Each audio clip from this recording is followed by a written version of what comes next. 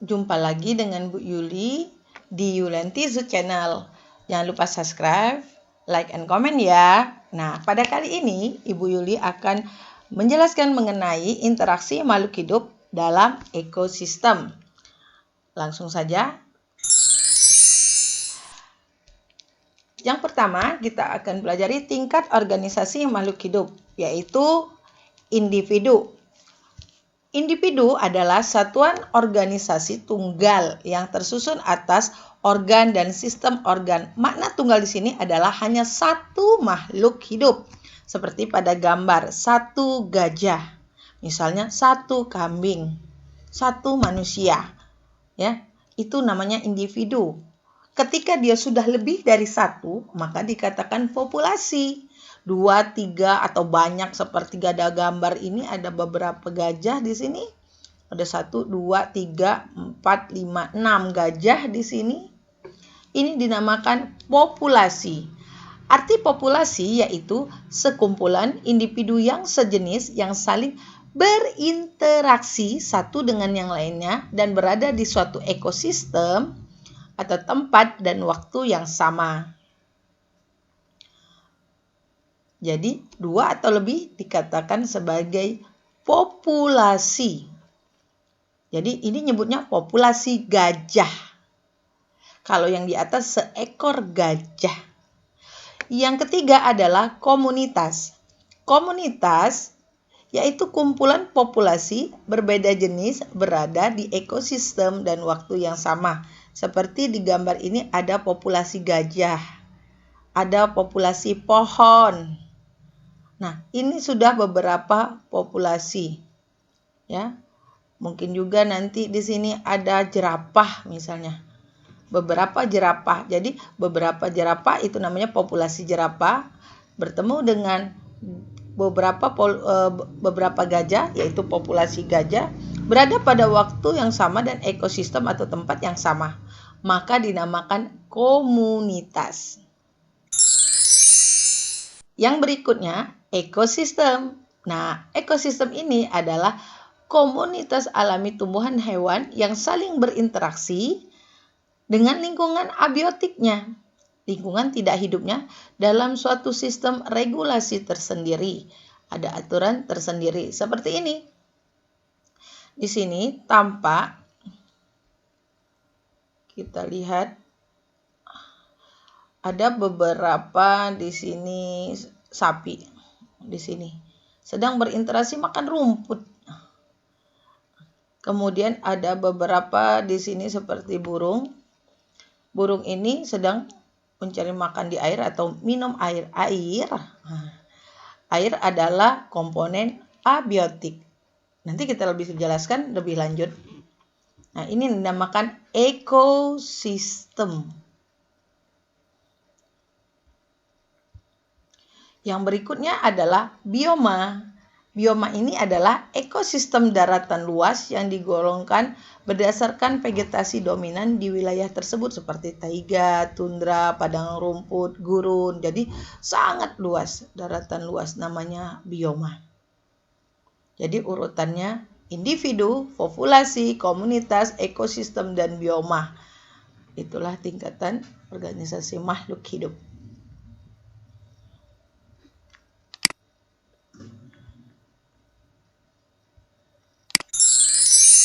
Oke, sekarang kita pelajari lebih lanjut tentang pengertian ekosistem.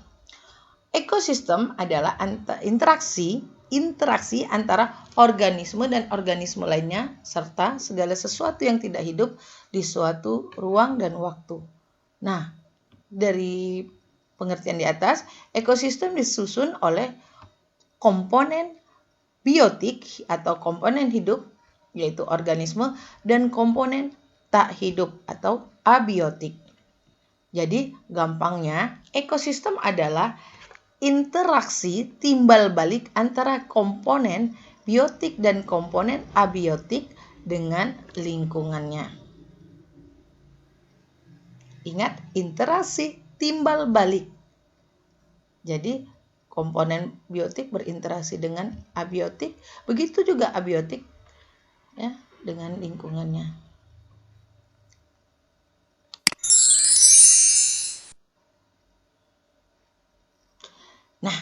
Sekarang komponen ekosistem tadi Ibu jelaskan lebih lanjut. Yang biotik adalah makhluk hidup yang berinteraksi dan mempengaruhi lingkungan. Contohnya biotik ini manusia, hewan, tumbuhan, jamur, fitoplankton. Semua makhluk hidup namanya biotik.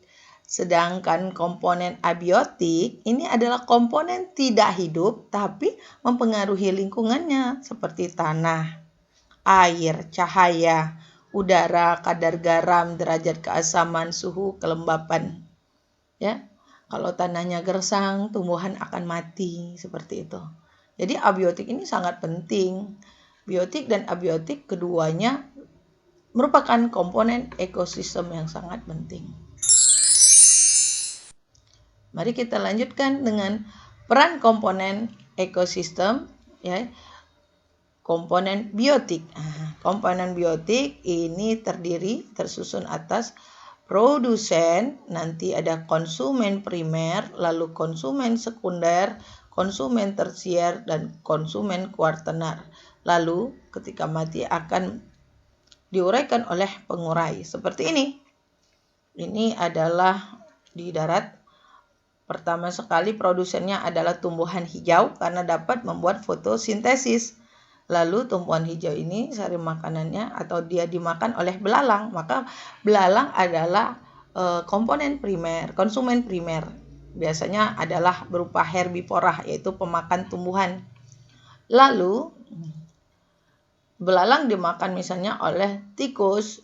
Nah, tikus ini adalah konsumen sekunder. Yang kedua, biasanya dia karnivora, pemakan daging. Atau omnivora bisa ya. Kemudian lalu dilanjutkan tikus dimakan ular di sini. Tikus dimakan ular, maka tikus adalah konsumen tingkat 3 atau konsumen tertier. Dia berupa karnivora. Lalu ular dimakan elang. Nah, ini adalah konsumen puncak. Kebetulan di sini konsumen tingkat 4. Sedangkan pada laut ini yang produsen yang dapat membuat yang melakukan fotosintesis atau membuat makanannya sendiri itu adalah fitoplankton. Jadi fitoplankton itu autotrof, bisa membuat makanan sendiri. Fitoplankton dimakan oleh zooplankton sebagai konsumen primer. Artinya zooplankton adalah tergolong herbivora, pemakan ya. Zooplankton atau konsumen primer. Kemudian zooplankton dimakan oleh karnivora, ikan-ikan kecil. Ini adalah konsumen sekunder. Ikan kecil dimakan ikan besar, maka konsumen tertier. Kemudian ikan besar dimakan lagi oleh ikan yang lebih besar lagi, konsumen kuartener. Ketika mati konsumen puncak ini, maka akan diuraikan oleh pengurai. Nah, ini adalah peran ekosistem. Jadi ada produsen, konsumen, dan pengurai.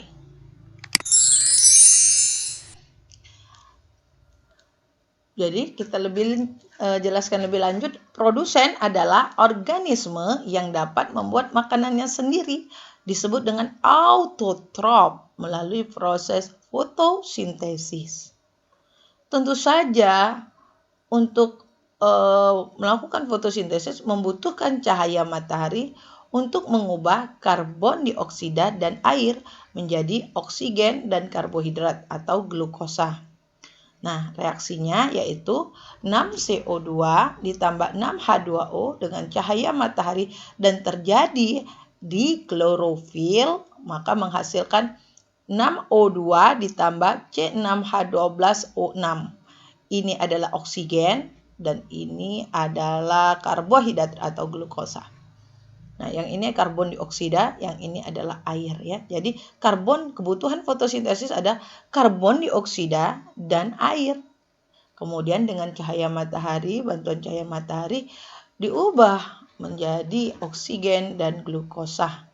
Terjadi di mana? Di daun, karena di daun memiliki klorofil, zat hijau daun, tempat proses fotosintesis terjadi. Oke, kita lanjutkan. Nah, produsen ini ada di darat, di laut juga ada. dan di sungai, kolam ya. Ini seperti ini. Di darat ada tumbuh-tumbuhan seperti ini, tumbuhan hijau. Di laut ada alga, ganggang, fitoplankton. Kemudian di danau ada cyanobacteria. Itu adalah contoh-contoh produsen di habitatnya masing-masing. Nah, seperti ini, tumbuhan hijau, fitoplankton. Ini gambarnya ya. Kita lanjutkan sekarang peran yang kedua, konsumen, yaitu organisme yang bergantung pada organisme lain untuk suplai energi dan makanannya. Maka dia disebut dengan organisme heterotrof. Berdasarkan jenis makanannya, maka dibagi menjadi 3, yaitu herbivora, pemakan tumbuhan seperti jerapah, karnivora, pemakan daging seperti elang, dan omnivora, pemakan tumbuhan dan hewan seperti tikus. Tikus suka juga makan daging, tapi dia bisa juga makan tumbuhan gitu ya. Nah, ini ada 3.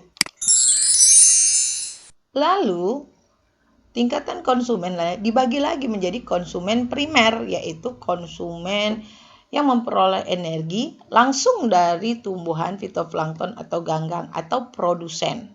Jadi konsumen primer itu konsumen tingkat 1 yang langsung makan dari produsen.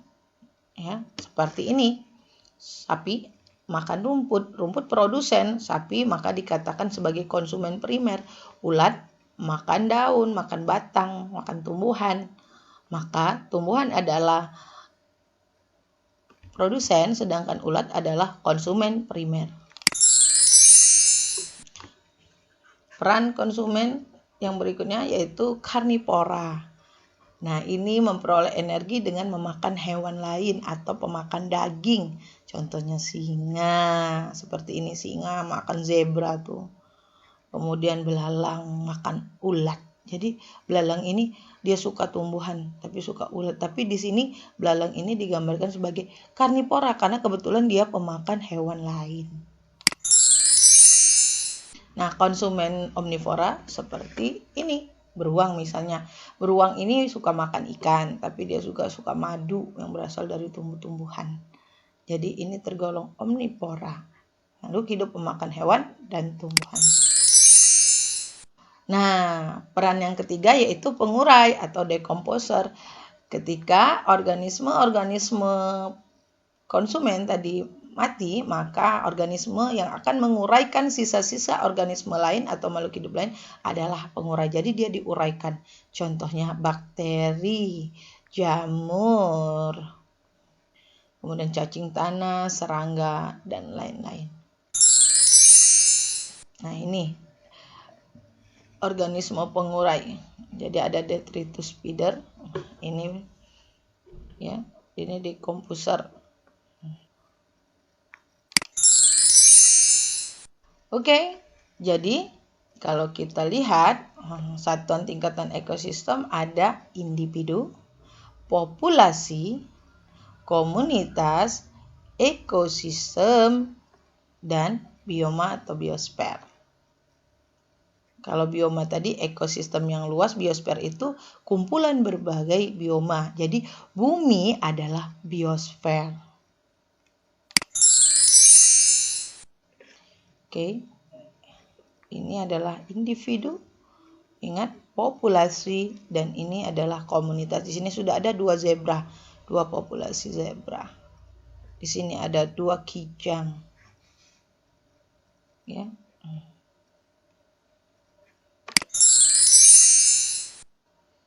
Dan ketika beberapa komunitas di sini, ini komunitas, dia melakukan hubungan timbal balik dengan lingkungannya. Nah, ini ada komponen biotik, air, ada angin, mungkin ada cahaya, maka disebut dengan ekosistem. Ekosistem dibagi 2, ekosistem alami dan ekosistem buatan. Ekosistem alami itu adalah ekosistem yang terbentuk dengan sendirinya tanpa campur tangan manusia. Contohnya adalah laut, hutan, sungai, danau, dan rawa-rawa. Sedangkan ekosistem buatan, suatu ekosistem yang sengaja dibuat oleh manusia. Contohnya kolam, waduk, sawah, kebun, ini kebun ya, kebun bunga, ladang, dan lain-lain. Satuan tingkat ekosistem. Nah, inilah yang terakhir adalah biosfer tadi. Jadi kumpulan dari bioma-bioma disebut dengan biosfer. Bumi adalah satu biosfer. Demikianlah penjelasan mengenai tingkatan organisasi makhluk hidup dan peran dari makhluk hidup.